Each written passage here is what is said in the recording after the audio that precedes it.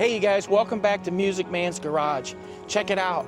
I found this car over at one of the Corvette shows in St. Mary's, Ohio, and I saw this beautiful 1979 Z28 Camaro, and I ended up running into the owner, Mike, and Mike is going to walk around this car and tell us all about it. I believe it's a one-owner car, and he's going to explain everything to us.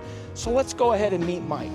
Glad to meet you. It's going good. Yeah, nice to meet you. If you could just tell me how you got the car, how you ended up with the car, and I believe it's a one-owner car, right? Yes, I am the original owner. Okay. I was working at a Fort Wayne Chevrolet dealership on a Saturday morning when this came in on the head rack. No way. On the transport truck, and I looked at it and I said, I got to have it. Nice. So I was working there as an apprentice mechanic. Okay. At the time, and I had a 75 LT Camaro that I traded in on this one. Okay. And I've been loving it ever since. Absolutely. That's it. What an incredible story. Can you tell me the name of the dealership? Back then it was Hefner Chevrolet. And that is where?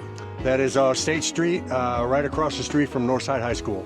In Fort Wayne? Yes, near State and Spy Run. Okay, cool. I don't think I was around when that dealership was in effect. Mm-hmm. So you bought this car brand new in 1979 or 1980? Spring of 79. March 25th, I think, is on the warranty book. March 25th of 1979, and you've had it ever since. Yes. Now, have you done anything to the car? Like over the years, I'm sure things needed done. Have you done anything at all to the car? Yes, back in early 2000, I got it out of storage.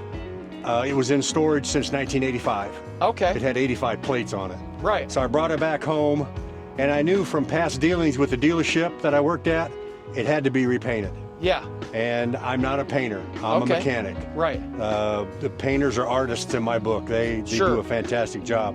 But I decided to take on the project. I took this down to bare metal in my garage. Okay. In Fort Wayne. Right. It took me 6 or 8 months, and with the help of a Sherwin-Williams auto paint dealer, okay, he walked me through the whole thing, and sure, I painted it down to bare metal, everything. Nice. So you've done everything. You did that yourself? Correct. In your garage? Correct. Awesome. Have you done anything else to it? Just little maintenance stuff. I mean, I've done some. I had somebody take care of some of my painless dents, they call it. Okay. Those little small dents. I just finished this past winter. I did some of the interior trim was all original and faded and stuff, so I had all that replaced. All right. The windows, I had those retinted. It's just basic maintenance and upkeep is all. Nothing really major. All right, cool. So a question, the striping that's on there, did the car come with that striping on it?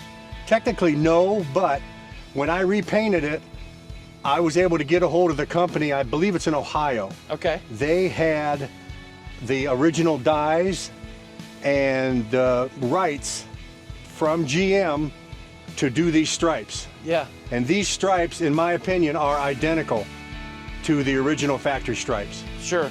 That's why I got them. Okay. And everything came as a kit. That is very, very nice. And then you had somebody that obviously does pinstriping. Yes, I did. Had the accent stripes put on. My name's on the side, and my daughter's on the other side. Your daughter. Okay. Cool. Now, let's go ahead and, since we're right here, let's go ahead and open it up and look inside. That way we can get a good visual of the inside. Light blue. I bet that's hard to keep clean. That's the original sport cloth, they called it. Yeah. That's the original sport cloth. Nice. Automatic transmission. Yes. It had every option you could get back in 1979, even the aluminum turbine wheels. I love that Fisher carriage on this. That is so cool. Mm-hmm. Yeah, and then, wow, they had electric windows. Yes, electric windows. And the mirror was still manual. Yes. With the joystick. These are door locks. That's mirror. The window switches down there. Okay, that's door lock. Yep.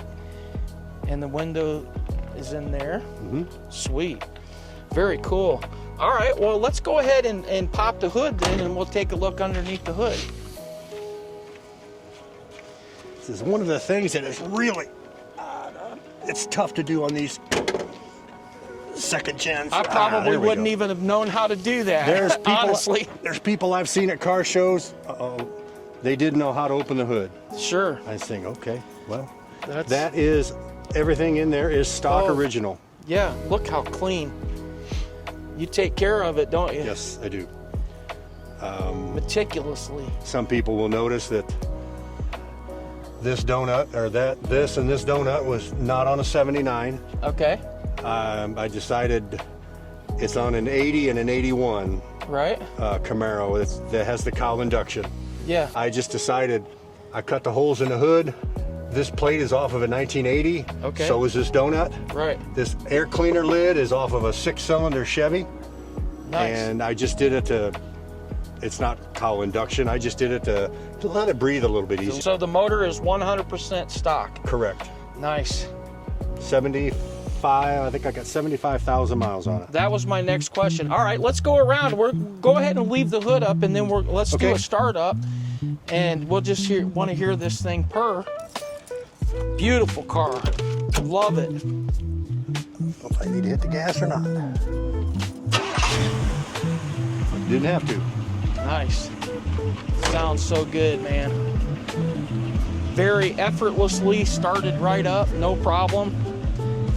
I just can't, my mind is actually blown that this is a one-owner car, because most people, when they get something in 1979, they end up getting rid of it at some point. And it's just amazing that you've held on to this for that long, man. Yeah, that's Mike in his 1979. Fantastic.